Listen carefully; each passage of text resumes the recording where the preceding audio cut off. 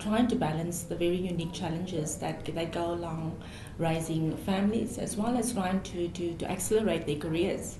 And what we're finding is probably two different ecosystems that have to co-create in one world for these women. And the co-creation of that is quite challenging, though, because one needs to balance then the work issue, which is obviously quite challenging because you're working with a number of senior dominant males who many times hold the seat at the boardroom table.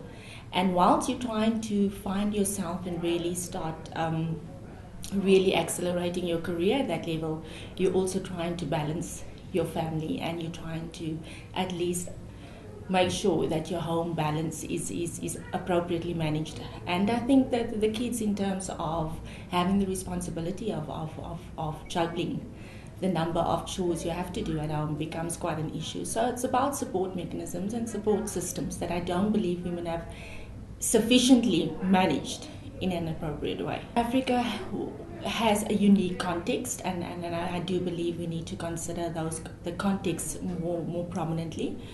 And the context definitely is around how do women become more confident in this male-dominating world. And I do believe it's about also having gone through a number of their learnings, whether it is formal learnings, whether it is experiential learning, and how do you apply and really take the full-on life experiences and really apply it in a holistic way.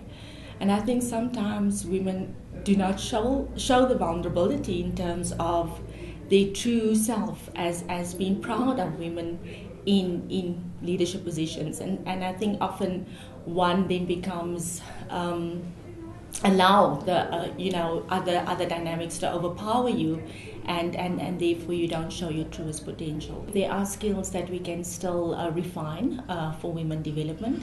Definitely, if you look at it from a strategic development point of view, and that's where our formal learning or our business schools become quite a useful way of providing those tools and understanding and the best practices to really accelerate the understanding from a strategic global business level.